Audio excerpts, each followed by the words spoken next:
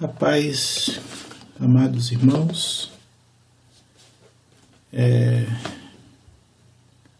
muito bom, né, termos esse momento com a palavra, e eu gostaria então de estarmos orando, colocando o nosso coração diante de Deus, para que o Senhor possa nos capacitar a transmitir, né, essa palavra, como também o Senhor, né, dá entendimento, clareza aos irmãos sobre aquilo que estaremos falando nesse momento. Então, vamos orar ao Senhor pela sua graça, pela capacitação do Espírito Santo. Senhor nosso Deus, nosso Pai, nós queremos exaltar o Senhor nesse momento. Obrigado, Deus, pela tua misericórdia, pela tua graça. Obrigado, Deus, pelo cuidado tão especial que o Senhor tem tido conosco. Nós te exaltamos e queremos colocar o nosso coração diante da tua palavra, sabendo que Deus, a tua palavra é espírito, que é vida, a tua palavra ela é poderosa, a tua palavra ela age no nosso coração. Por isso, Deus, fale conosco, para que sejamos edificados, consolados, estimulados a continuar a nossa caminhada, como também rejeitamos tudo aquilo, Deus, que não provém de Ti, Deus. Damos a liberdade ao Espírito Santo nesse momento, Pai. No nome de Jesus Cristo. Amém. Então, amados irmãos, eu gostaria de estar compartilhando com vocês uma palavra que já tem estado há algum tempo no meu coração. Então eu queria, primeiramente, como uma introdução, colocar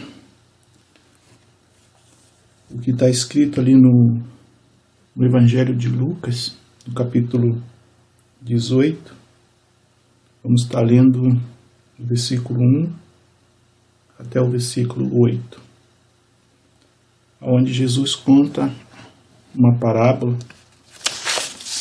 e então diz assim: Jesus contou-lhes uma parábola sobre o dever de orar sempre, sem jamais esmorecer. Havia numa cidade certo juiz que não temia Deus, nem respeitava um homem. Havia também naquela mesma cidade certa viúva que ia ter com ele, dizendo: faz-me justiça contra o meu adversário.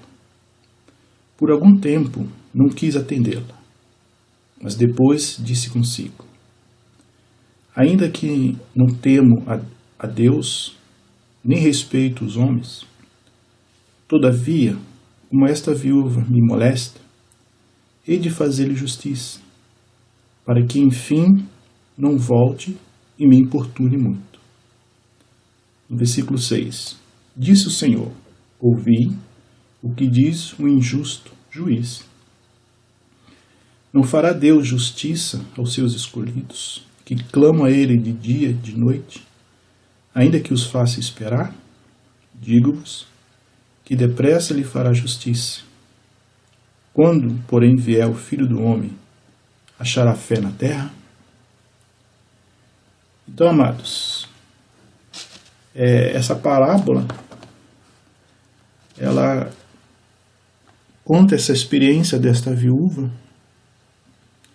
que ela vivia batendo na porta, né, daquele juiz, para que ele fizesse justiça. Mas a característica desse juiz era um homem que não temia Deus e não respeitava nenhuma pessoa, nenhum homem era respeitado por ele. Mas essa viúva, ela ia constantemente diante desse juiz para que ele julgasse a sua causa. E durante um bom tempo ele não se interessou nem um pouco, né, pela situação daquela viúva. Não tinha compaixão, não tinha misericórdia. Mas aqui o Senhor está nos mostrando algo muito importante, usando essa figura dessa viúva, um juiz, que era um homem poderoso, né, um homem que tinha autoridade, e a viúva, uma mulher indefesa, uma mulher que não tinha ninguém por ela. E naquela sociedade as mulheres não eram muito consideradas, viúva, desamparada, e provavelmente esse juiz, né, era um gentil, um pagão, provavelmente era uma autoridade romana, e ele não considerava de maneira nenhuma aquela mulher. Mas o fato dela tanto, né, importunar, como é o termo que ele usa, né, essa mulher está me importunando, então por causa disso eu vou fazer justiça. Eu vou atender o pedido dela, porque fazendo isso, ela não vai voltar a me incomodar. E o Senhor, né, ali no versículo 6, o Senhor disse: ouve o que diz o injusto juiz. Então essa parábola ela é um contraste, né, entre o juiz ímpio, que não teme a Deus, que não considera ninguém, e o contraste entre Deus, né? Então, amados, essa parábola está nos mostrando como que nós devemos orar, né? Tanto é que ele começa no versículo 1 dizendo: Jesus contou-lhe uma parábola sobre o dever de orar sempre, sem jamais esmorecer. Então, essa palavra dever está dizendo que é necessário, né? É necessário a gente orar sempre, sempre, né? Em todos os tempos, constantemente, e sem esmorecer, né? Esmorecer significa estar completamente desanimado ou esgotado, né? Então nós temos que orar, né, sempre, sem esmorecer, sem desanimar, ainda que pareça demorado, né, ainda que aparentemente as nossas orações, os nossos pedidos não estão sendo atendidos, mas nós temos que confiar nesse Deus, né? Porque Ele é um Deus que não é como aquele juiz. Ele é um Deus que tem o prazer, né, quando nós oramos. Em Provérbio 15, versículo 8, fala sobre isso, né, que a oração do reto é o contentamento do Senhor, né? É o que dá prazer, deleite, alegria ao coração de Deus. Quando nós o buscamos, nós vamos à sua presença, oramos, clamamos a Deus diante das nossas necessidades, das nossas dificuldades, né? Então, nessa parábola, o Senhor está nos estimulando a não desistir das nossas orações, mesmo que parece que a resposta está demorando, porque a resposta parece que não vem. Já estou tanto tempo orando, estou tanto tempo pedindo algo ao Senhor, mas eu não sou atendido. Mas o Senhor nos diz, através dessa parábola, que Ele vai nos ouvir, né? Por isso que ele diz lá no versículo 7, diz: não fará Deus justiça aos seus escolhidos, que clamam a ele de dia e de noite, ainda que os faça esperar. Então, às vezes, o Senhor realmente nos faz esperar, né? Porque o tempo de Deus não é o nosso tempo, né? Deus tem o seu propósito, a sua maneira de fazer as coisas. Então, nós temos que ter a paciência de esperarmos no Senhor. Como diz o Salmo 40, versículo 1, que o salmista ali diz, deixa eu ler aqui rapidamente para os irmãos, no Salmo 40, versículo 1, ele diz: esperei com paciência pelo Senhor, ele se inclinou para mim e ouviu o meu clamor.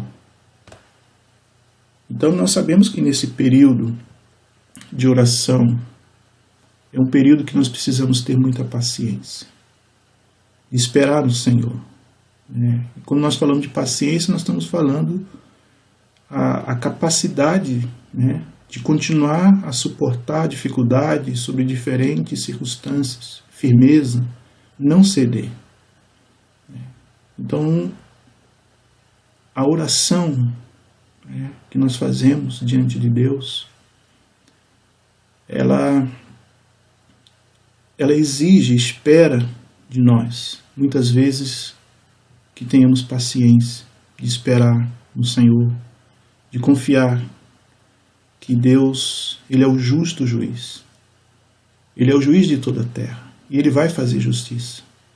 Devemos confiar nisso, né? Porque a gente sabe que a nossa tendência, muitas vezes, quando nós começamos a orar por um tempo, a gente não vê a resposta, não vê o resultado, então nós podemos esmorecer e deixar de orar, ou até começar a duvidar no nosso coração se realmente Deus vai fazer algo por nós. Mas através dessa parábola, o Senhor tem nos ensinado que nós devemos orar, sem esmorecer. E se vocês perceberem, essa parábola, ela está dentro de um contexto que está ali no capítulo 17, do versículo 20 até o versículo 37, é um contexto que o Senhor está falando sobre um período do seu retorno, né? Está ali envolvido esses versículos, está ligado à escatologia, aquilo que vai acontecer futuramente com o retorno do nosso Senhor Jesus Cristo. Então essa parábola tem um vínculo com esse assunto que vinha acontecendo no capítulo 17, do versículo 20 até o versículo 37, que fala sobre o retorno do Senhor. Então esse período que Cristo subiu aos céus até a sua segunda vinda é um período que nós devemos continuar orando. Devemos continuar clamando ao Senhor por justiça, porque sabemos que um dia essa oração será respondida. Sabemos que esse período que nós estamos vivendo, que antecede o retorno de Cristo, é um período de muitas dificuldades. É um período que nós estamos vendo claramente o cumprimento da palavra do Senhor, aquilo que antecede a sua volta, que serão dias difíceis, seriam dias trabalhosos, né? Ali no capítulo 17 ele fala que, assim como foi nos dias de Noé, assim seria a vinda do Filho do Homem, assim como foi a situação lá nos dias de Ló, em Sodoma e Gomorra.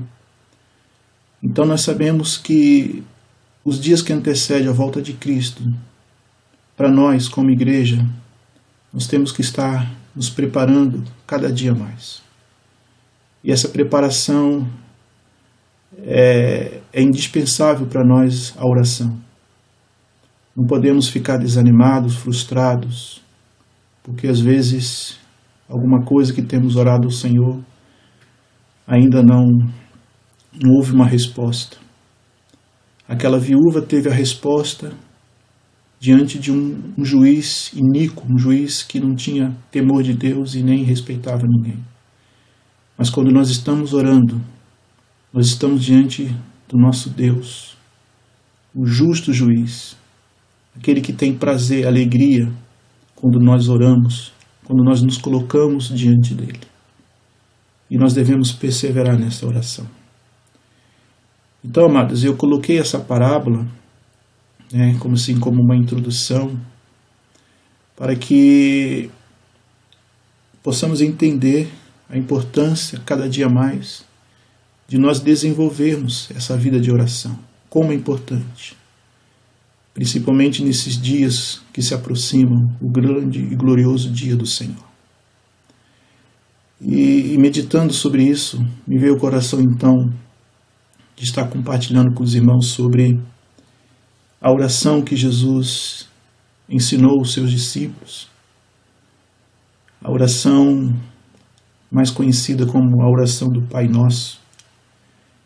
Mas eu queria compartilhar com os amados, colocando alguns pontos que eu vejo que essa oração nos ensina, não apenas no aspecto de orarmos, mas nos ensina algo prático, que está vinculado a alguns pontos, alguns princípios que Jesus colocou nessa oração que ele estava ensinando para os seus discípulos ali no conhecido Sermão do Monte.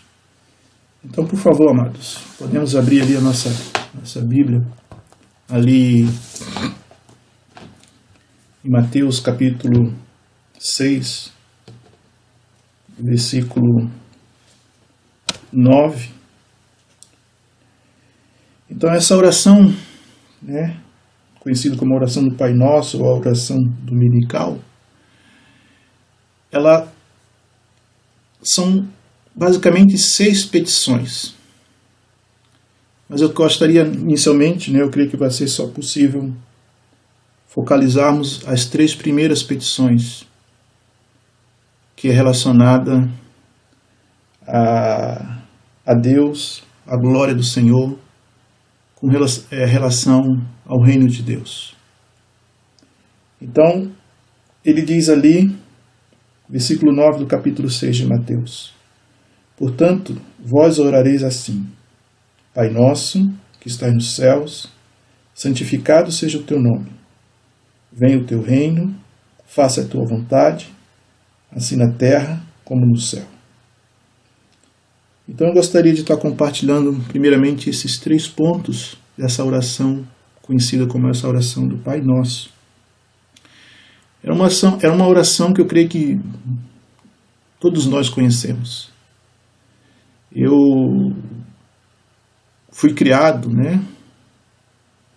e sempre orando, não era esse termo que eu usava, mas rezando, que eu vim dentro do catolicismo, mas desde criança eu aprendi e decorei essa oração, que para nós na época era a reza, e a gente sempre aprendeu essa oração. Mas nós fazíamos simplesmente por fazer, repetir aquilo ali, como Jesus ensina anteriormente sobre a vã repetição. Mas quando a gente tem, pela graça de Deus, nós temos uma experiência com o Senhor, Deus vai nos dando entendimento, vai nos dando clareza, e vamos aprendendo a realidade, a profundidade da palavra de Deus. Então, aqui o Senhor começa ensinando os discípulos, falando: Pai nosso que estás no céu. Então eu gostaria primeiramente de falar sobre essa primeira parte dessa oração. Então ele começa falando sobre Pai. Sabemos que não era comum, o povo de Israel, os judeus, fazer uma oração dessa forma, se referindo a Deus como Pai. Mas aqui Jesus começa a oração falando Pai. E interessante que essa palavra Pai, no hebraico, ela é formada por duas letras. E a letra, a letra hebraica, cada letra ela tem um significado. E essa palavra Pai, ela é formada por a primeira letra, conhecida como Aleph, mais ou menos isso, né? E a outra letra é Vet. Então, como eu não falo hebraico, mas é mais ou menos isso para os irmãos entenderem. Então, a primeira letra, Aleph, essa letra ela significa força, autoridade. E a segunda letra, que é Vet, ela significa casa, habitação. Então, o significado da palavra hebraica para pai, ela significa força da casa ou autoridade da casa. Então, é isso que significa a palavra pai no hebraico. Força da casa ou autoridade da casa. Então, nós começamos essa oração chamando esse Deus de Pai. Então, é um Deus que nós podemos nos aproximar dentro desse relacionamento de pai com filho. Um Deus que cuida, um Deus que protege, um Deus que ama, um Deus que nos aceitou como filho. Porque nós não éramos filhos, nós somos filhos por adoção. E Ele nos aceitou como filho. Então essa palavra pai, ela expressa um sentido íntimo de relacionamento entre o pai e o filho, onde há ternura, confiança e amor. Então essa oração ela começa com essa palavra tão maravilhosa. E dentro desse conceito tão lindo a respeito de pai. Depois mais à frente nós vamos entender um pouco mais sobre essa questão, sobre Pai nosso que estás no céu. Mas primeiramente eu queria deixar esse ponto para os irmãos. Que hoje nós podemos chegar diante desse Deus e chamá-lo de Pai. E ter esse relacionamento, que é um relacionamento de ternura, de confiança, de amor. Um Pai que nos protege, um Pai que cuida dos mínimos detalhes da nossa vida. Um Pai que nos aceitou, sendo nós pecadores, imundos, miseráveis. Ele nos aceitou como filho. Que amor, que privilégio que Deus nos concedeu, amados. De nos tornarem filhos de Deus, de poder chamá-lo de Pai. Isso é maravilhoso, amados. Glória ao Senhor por isso. Agora, essa oração, essa oração, somente um filho de Deus, uma pessoa que nasceu de novo, pode fazer uso corretamente desta oração. Por isso que lá em João, no capítulo 1, do versículo 11 ao versículo 13, ali está escrito que ele veio para os seus, mas os seus não o receberam. Mas a todos que o receberam, deu-lhe poder de se tornarem filhos de Deus. Então nós sabemos que quando nós entregamos o nosso coração a Cristo, nós nos arrependemos, que nós cremos que Jesus é o Messias, é o Cristo, o Cordeiro de Deus que tira o pecado, que nós nos arrependemos, que nós entregamos o nosso coração a Ele. Então, a partir desse momento, como está escrito ali, Ele nos dá o poder. Essa palavra poder significa que Ele nos dá o direito de nos tornarmos filhos de Deus. E em Gálatas, no capítulo 3, do versículo 26, Paulo também escreve ali dizendo: todos vós sois filhos de Deus pela fé em Cristo Jesus. Então, por causa dessa obra que Jesus Cristo fez por nós, nós temos esse grande privilégio de chamá-lo de Pai. E é por isso que esta oração, ela só pode ser usada corretamente por aqueles que nasceram de novo, por aqueles que realmente creram em Jesus Cristo, que entregaram os seus corações. Esse sim pode fazer essa oração. Como eu disse anteriormente, eu fazia essa oração desde a minha infância. Mas eu não podia chamar Deus de Pai, porque eu ainda não tinha me arrependido, não tinha crido em Jesus Cristo. Ainda não tinha recebido Jesus pela fé no meu coração. Mas eu fazia isso porque eu aprendi. Eu fui educado, treinado a fazer essa reza, essa oração. Mas hoje não. Hoje, pela graça de Deus, nós podemos fazer essa oração e chamá-lo de Pai, porque verdadeiramente somos filhos de Deus. E outro aspecto, que eu gostaria também de colocar dentro desse ponto, Pai Nosso. Por quê? Por que Jesus falou Pai Nosso? Porque essa palavra nosso, ele quis deixar claro para todos nós que nós fazemos parte de uma grande família. Como está escrito lá em Efésios, no capítulo 2, também gostaria de ler com os irmãos. Quando Paulo escreve, capítulo 2, do versículo 18, versículo 19, quando ele diz: pois por ele ambos temos acesso ao Pai em um Espírito. Assim já não sois estrangeiros, nem forasteiros, mas concidadãos dos santos e da família de Deus. E no capítulo 3 de Efésios, versículo 14 e 15, diz assim: por causa disto, versículo 14,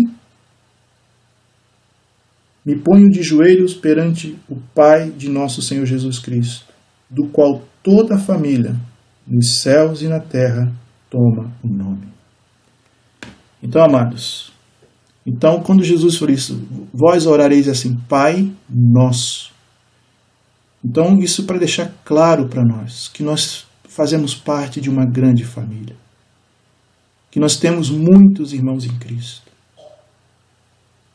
E isso é muito importante nós entendermos isso. Para que, quando nós estivermos orando, nós temos que entender que nós não estamos orando sozinhos.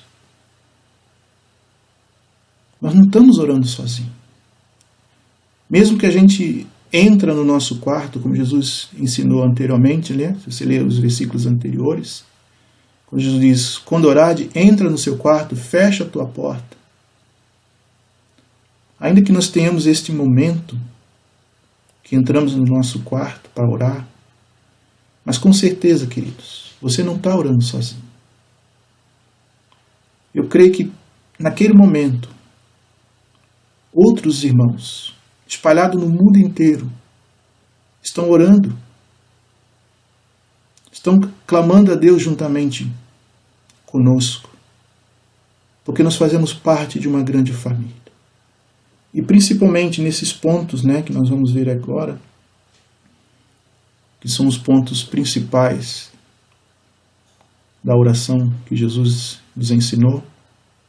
Então, quando nós oramos, não estamos orando sozinhos. Nós fazemos parte de uma grande família. E naquele momento, exato momento que você entra no teu quarto, com certeza, o Espírito Santo está movendo o coração também de outros irmãos, espalhados em outros países, em outras nações, para orar junto com você. E às vezes orando pelos mesmos motivos que você tem orado sozinho lá no teu quarto. Mas como nós fazemos parte de uma grande família, com certeza, outros irmãos estão também com os joelhos dobrados, orando ao Pai. Isso é maravilhoso, queridos. Por isso que Ele nos ensinou, Pai Nosso. E o terceiro ponto, dentro dessa primeira frase do Senhor, que estás no céu. Essa frase, estás no céu, quer dizer que expressa, e nós devemos expressar a nossa reverência àquele que é o governante todo-poderoso. Ainda que Ele é o nosso Pai, nosso Paizinho, Abba Pai, mas Ele é o Deus Todo-Poderoso. E também por causa disso, nós devemos chegar na sua presença com reverência. Então, quando nós oramos, Pai Nosso que estás nos céus, nós temos que ter também esse entendimento. Que essa atitude de reverência diante de Deus, ela é muito importante. Porque como está ali em Hebreus capítulo 12,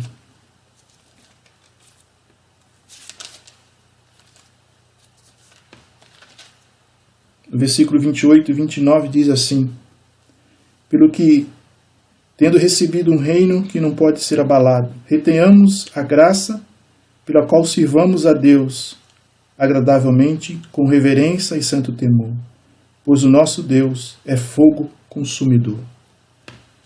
Então, amados, reverência diante de Deus. O que é reverência?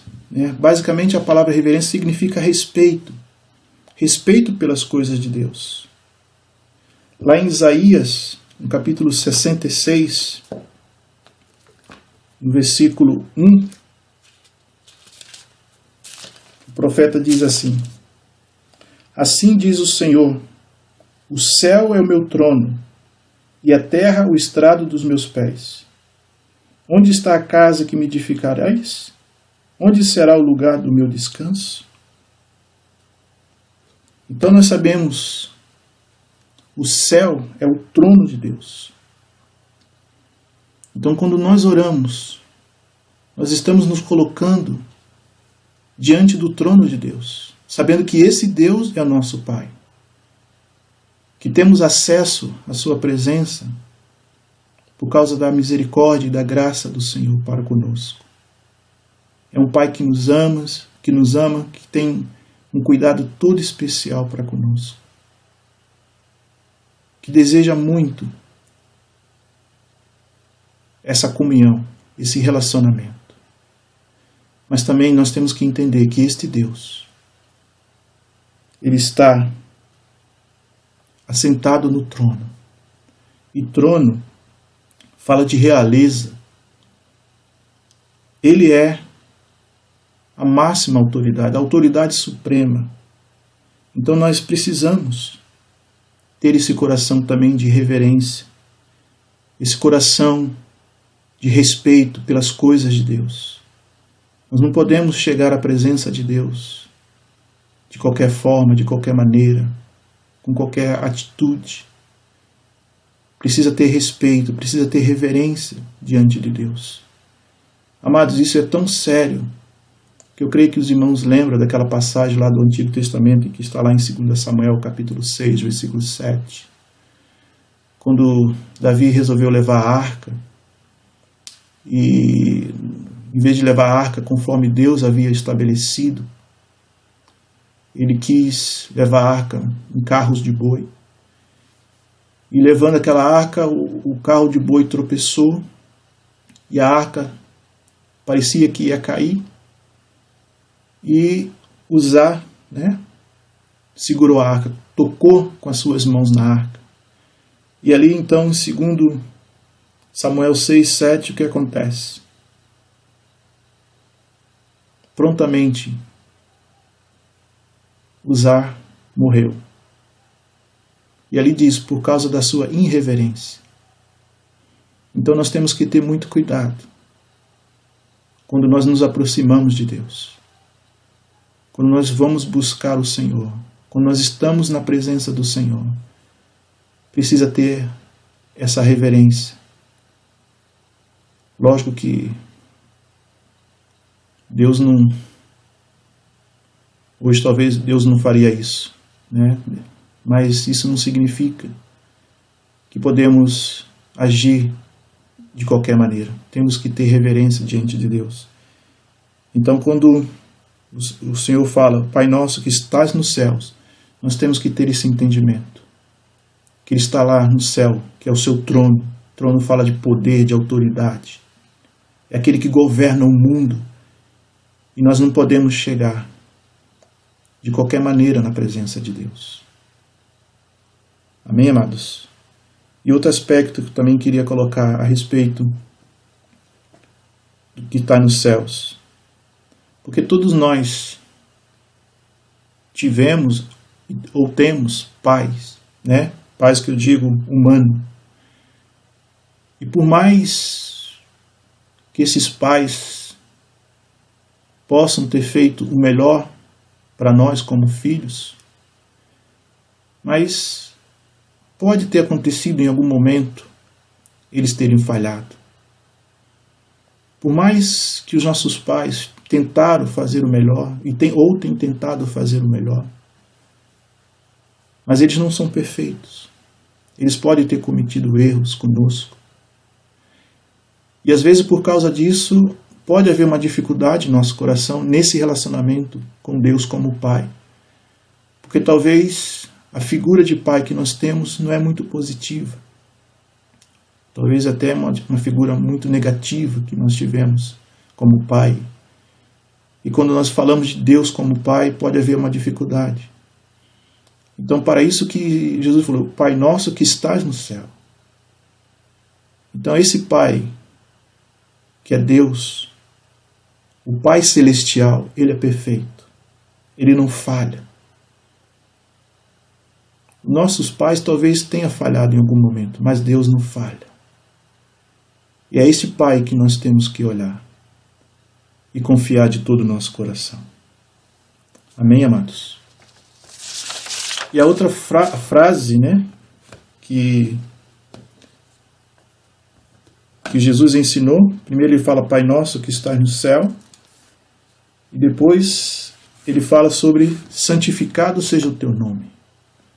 O que isso significa para nós? O que isso se aplica na nossa vida hoje? Então nós sabemos que Deus já é santo. Então o que implica nós orarmos dessa maneira? Santificado seja o teu nome. Então isso implica, amados, viver de uma maneira tal que a sua santidade se manifeste em nós. Então não basta eu chegar e orar dessa forma, Senhor, seja santificado o teu nome.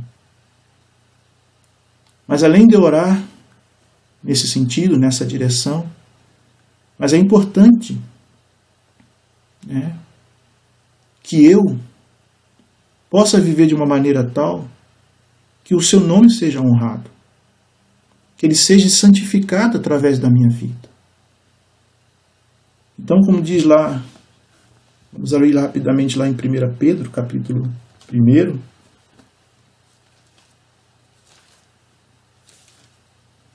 versículo 14 até o versículo 16. Pedro diz assim, como filhos obedientes, não vos conformeis com as concupiscências que antes tinhas na vossa ignorância. Mas como é santo aquele que vos chamou, sede vós também santo em todo o vosso procedimento. Pois está escrito, sede santo porque eu sou santo. Entendeu, amados? Então isso significa que todo o nosso procedimento, todo o nosso comportamento, ou seja, o nosso modo de vida, a nossa conduta, nosso comportamento, ele tem que ser um comportamento santo,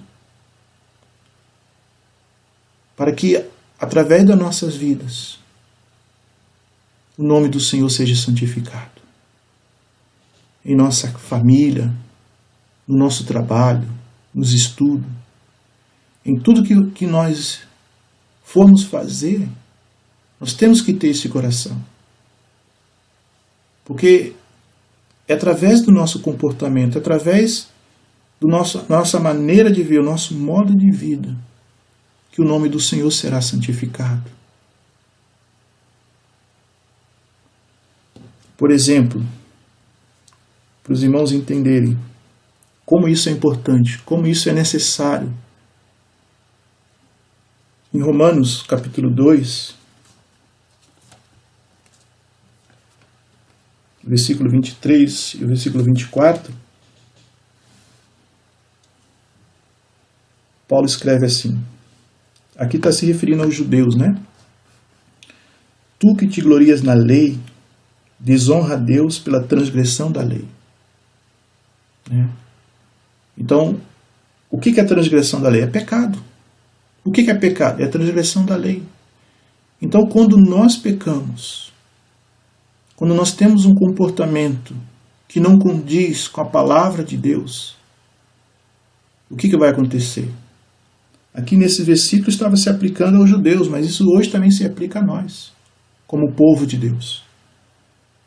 Nós nos gloriamos na lei, nós nos gloriamos na palavra de Deus. Mas quando nós pecamos, quando nós transgredimos a lei, isso está desonrando a Deus. E olha lá o que acontece no versículo 24. Como está escrito, o nome de Deus é blasfemado entre os gentios por causa de vós. Por causa de vós. O que é blasfemar? Essa palavra blasfemar significa ser mal falado, insultado. E hoje, infelizmente, há pessoas que estão falando mal de Deus por causa de comportamentos, por causa de atitude, por causa de irmãos. Infelizmente, até autoridades, irmãos que são pastores, que são líderes, fazendo coisas, praticando coisas que têm causado escândalo e têm levado as pessoas a blasfemar do nome de Deus. Mas o que Deus espera de cada um de nós é que possamos, através da nossa vida, do nosso comportamento, santificar o seu nome, dando honra a Deus, através da nossa vida, através das nossas atitudes, do nosso comportamento. Como já falei, seja em nossa família, seja no trabalho, seja nos estudos, seja em qualquer outra atividade que nós estivermos, que as pessoas possam olhar para nós e dizer, olha, essa pessoa aqui é diferente, olha como que ela vive.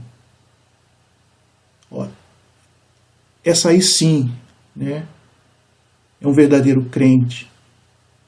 Isso está glorificando o nome do Senhor, isso está santificando o nome do Senhor. Como isso é maravilhoso, amados. E é isso que Deus deseja de cada um de nós.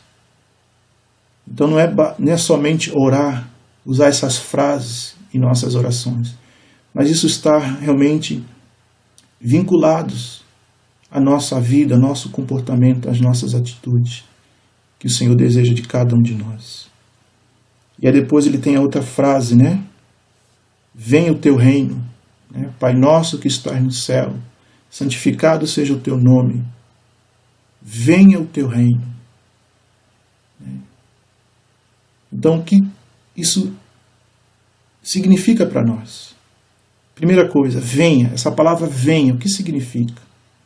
Essa palavra venha significa tornar-se conhecido. Então, Deus deseja que o reino dele se torne conhecido. Agora, como que isso vai acontecer? Como que o reino de Deus vai se tornar conhecido? Como que as pessoas vão saber a respeito do reino de Deus? Venha o teu reino. O que significa reino? Reino significa domínio, governo. Então nós oramos a Deus, Senhor, venha o teu governo, venha o teu domínio, estabeleça o teu governo. Esta é a oração. Mas é muito mais do que uma oração. Isso envolve a nossa vida. E nós precisamos nos comprometer de fato com o reino de Deus. Então, quando nós falamos do reino de Deus, estamos falando do governo de Deus, estamos falando do senhorio de Cristo, estamos falando do domínio de Deus. Sabemos que isso tem um aspecto futuro, né? Sabemos que o reino de Deus ele vai se cumprir plenamente na vinda de Cristo, no retorno de Cristo. Esse é um aspecto futuro, mas tem um aspecto de hoje, presente. Então, o que significa o reino de Deus? Significa o estabelecimento da lei de Deus, o domínio divino nos corações dos homens. É isso que é o reino de Deus.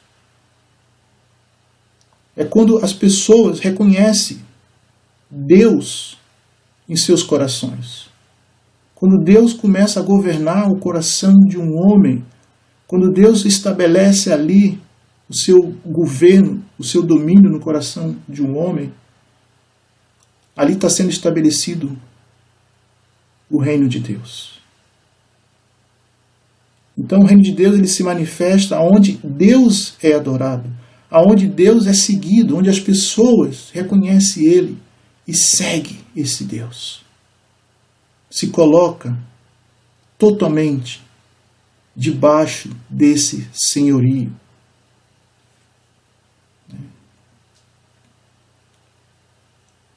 E também tem um aspecto que eu creio que é fundamental para que esse reino de Deus torne-se conhecido, é através da pregação do Evangelho.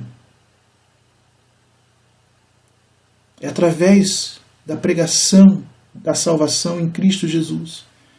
É dessa maneira que o reino de Deus será estabelecido.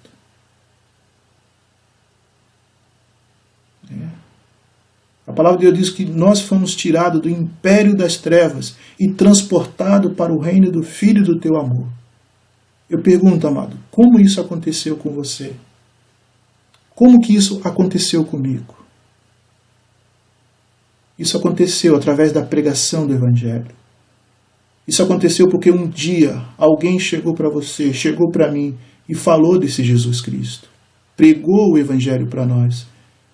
E o Espírito Santo trabalhou em nosso coração, nos convenceu, nos levou ao arrependimento. E o reino de Deus foi estabelecido em nossos corações, em nossas vidas. Agora, Deus deseja que o reino dele possa se expandir pelo mundo. E para isso nós precisamos nos dispor de coração a pregar o Evangelho, como está lá em Mateus, no capítulo 4, no versículo 23. Vamos ler ali. Era o que Jesus fazia, é o que nós devemos também continuar fazendo. Diz assim no versículo 23 do capítulo 4. Percorria Jesus toda a Galileia, ensinando nas suas sinagogas, pregando o evangelho do reino, curando todos os tipos de doença e enfermidade entre o povo. E no capítulo 10 de Mateus, no versículo 7 e no versículo 8, diz assim, quando Jesus enviou os 12 apóstolos, ele diz assim, ele dando algumas instruções para os discípulos, mas no versículo 7 e no versículo 8 ele diz assim, e indo, pregai dizendo, o reino dos céus está próximo, curai os enfermos, limpai os leprosos, ressuscitai os mortos, expulsai os demônios, de graça recebeste, de graça dá. Então é através da pregação do Evangelho que o reino de Deus será estabelecido nos nossos dias. Por isso a urgência, a necessidade de nós nos dispor de todo o nosso coração em pregar o Evangelho, em levar a palavra de Deus, para que as pessoas tenham a oportunidade que Deus nos deu. Se hoje nós estamos aqui, porque Deus nos deu essa grande oportunidade de ouvir a sua palavra. E nós precisamos ter este coração disposto a nos envolver com relação ao reino de Deus. Primeiramente, lógico, né? Nós, através da nossa vida, nós vamos expressar o reino de Deus, o governo de Deus. Primeiramente, Deus tem que governar a nossa vida. Nós temos que estar debaixo do domínio do Senhor. No nosso dia, no nosso caminhar com Ele, tudo que somos e tudo que temos tem que estar debaixo do governo de Deus. E através de nós, levar a palavra, o Evangelho aos que estão perdidos. Então, esse venha o teu reino é um anseio do nosso coração de ver o governo de Deus sendo estabelecido na nossa terra, junto aos nossos vizinhos, aos nossos familiares, os colegas de trabalho, colega de escola. Nós temos que estar orando por essas vidas, mas elas precisam saber também que nós vivemos debaixo desse senhorio de Cristo, que nós vivemos debaixo desse governo. A nossa vida e tudo que temos está debaixo do governo do Senhor.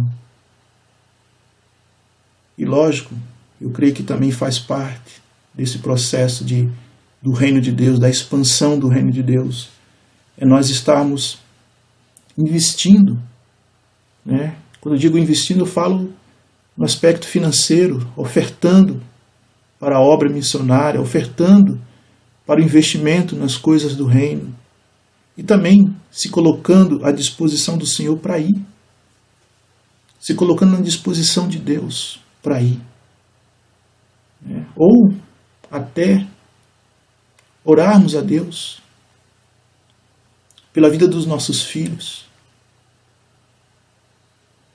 Nós pais, sim, algo legítimo, não há problema nenhum nisso. Nós desejamos, né, que nossos filhos sejam bem-sucedidos. Nós desejamos que nossos filhos façam uma faculdade, se formem, consigam um bom emprego, um bom trabalho, constitua a sua casa, a sua família. Mas, amados, quantos de nós temos orado ao Senhor? Senhor, eu entrego nas tuas mãos os meus filhos, para que Deus, o Senhor, faça a tua vontade. Se for para que o meu filho se torne um enviado do Senhor, para que o meu filho se torne um missionário, que o Senhor possa levá-lo aonde tu queres. Quantos de nós já fizemos essa oração?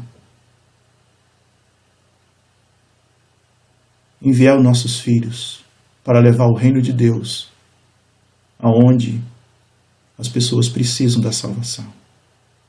Tudo isso faz parte dessa pequena frase: venha o teu reino. Venha o teu reino. E por último a frase: seja feita a tua vontade, na terra como no céu. Então a palavra vontade nós sabemos, né? É fazer aquilo que a outra pessoa deseja que seja feito. Então, quando Jesus ensina essa oração, seja feita a tua vontade, tanto na terra como no céu, essa oração também envolve a nossa vida. Nós temos que entender uma coisa, que Deus, Ele tem um plano, Deus, Ele tem um querer. E nós temos que buscar entender de Deus qual é o plano de Deus, qual é o querer de Deus, qual é a vontade de Deus para a nossa vida e para cada situação da nossa vida. No Salmo 143,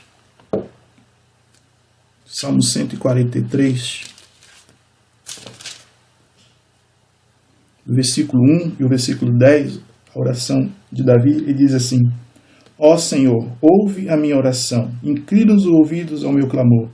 Por misericórdia, escuta-me, segundo a tua fidelidade e segundo a tua retidão.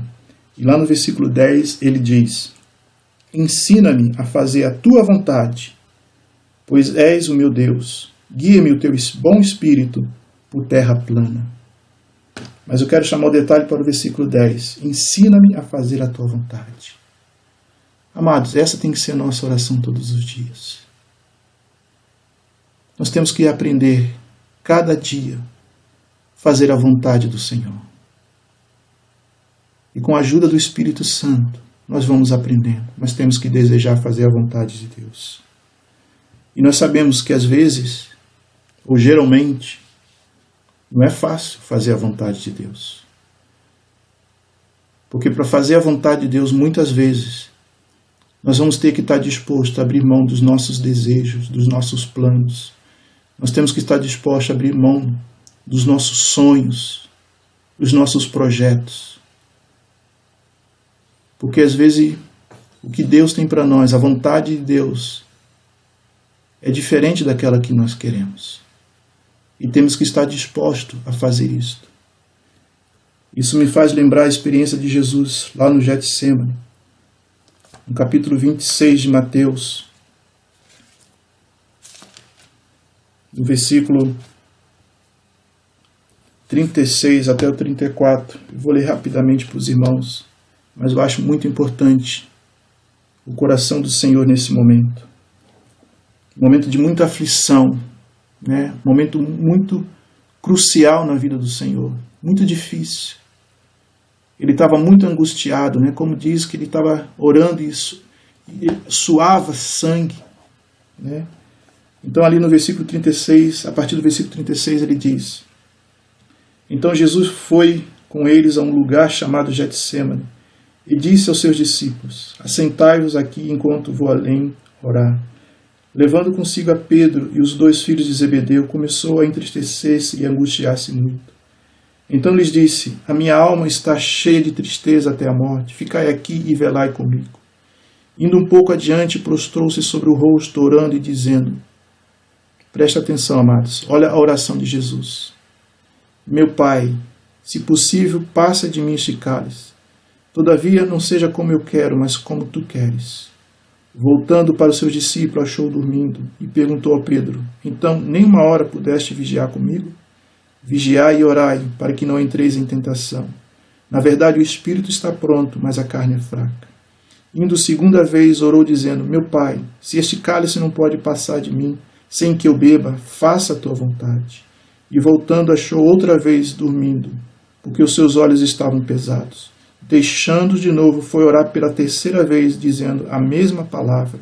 Então voltou para os discípulos e lhes disse: Ainda dormis e repousais? Olhai, chegada a hora, e o Filho do Homem será entregue nas mãos dos pecadores. Levantai-vos, portanto, vede, o traidor se aproxima. Então aqui nós estamos vendo, amados, naquele momento de muita angústia do Senhor, mas a oração que ele fez naquele momento foi: Pai, faça a tua vontade. Olha o exemplo para nós, amados. E a gente sabe que muitas vezes, por fazermos a vontade de Deus, nós podemos passar por dor e sofrimento. Mas, queridos, a melhor coisa para nós, por mais difícil que seja, sempre será fazer a vontade de Deus. Porque a vontade de Deus é boa, agradável e perfeita. Que possamos confiar sempre no Senhor, para que façamos a sua vontade. Ainda que isso tenha um custo para nós. Mas que a vontade de Deus é a melhor decisão que nós podemos tomar. E ali ele diz: seja feita a tua vontade, aqui na terra como no céu. Então nós sabemos que o que isso pode significar para nós hoje.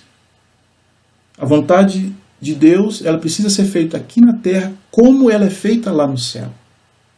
Então, como que a vontade de Deus é feita lá no céu? Então nós sabemos que no céu, a vontade de Deus já está sendo cumprida plenamente. Então é isso que Deus espera de cada um de nós, que façamos a tua vontade, como ela é feita no céu. E eu posso entender de 3 maneiras como que essa vontade de Deus é feita no céu.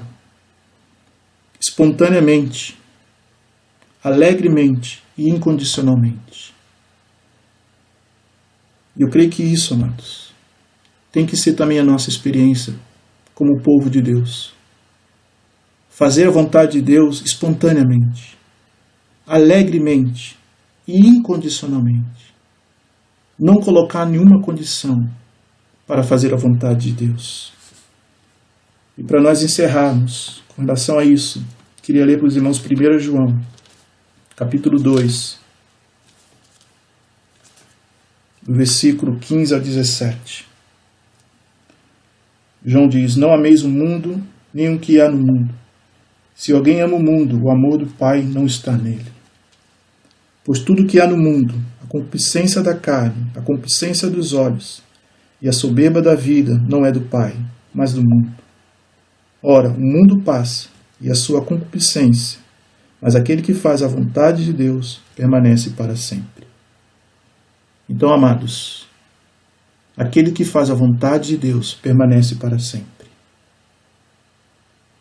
E nós sabemos que o que mais causa a dificuldade para nós fazermos a vontade de Deus é quando nós começamos a amar o mundo e amar as coisas que há no mundo. As duas coisas não conseguem caminhar junto. Então o maior inimigo para nós fazermos a vontade de Deus é o mundo e as coisas deste mundo. Mas quando nós entendemos que tudo que há no mundo passa, a sua concupiscência passa, a concupiscência da carne, a concupiscência dos olhos, a soberba da vida, isso tudo é passageiro e ilusório. E às vezes nós deixamos de fazer a vontade de Deus, porque o nosso coração está se inclinando para o mundo e para as coisas deste mundo. Mas, amados, aquele que faz a vontade de Deus permanece para sempre. E a melhor coisa sempre será fazer a vontade de Deus. Então, amados, essa é a palavra que eu gostaria de deixar para os irmãos. Nós devemos orar, não podemos desistir jamais, como naquela parábola inicialmente estávamos falando. O dever de orar sem esmorecer. Mas essa oração, amados, tem que ser primeiramente buscando a glória de Deus. Por isso que nessa oração que Jesus estava ensinando, as 3 primeiras petições, todas elas estavam ligadas à glória de Deus. Aí depois começa as 3 petições ligadas a nós. Então, a prioridade da nossa oração, primeiramente, é o Senhor e a sua glória. Que Deus possa nos abençoar, no nome de Jesus Cristo. E eu gostaria de encerrar orando pelos irmãos, para que Deus nos dê graça nesse tempo presente, para que nós continuemos orando e vivendo aquilo que nós oramos. Orando para que o nome do Senhor seja santificado e que nós andemos em santidade. Orando para que o reino de Deus seja estabelecido na terra, mas que primeiramente nós estejamos debaixo do governo do Senhor.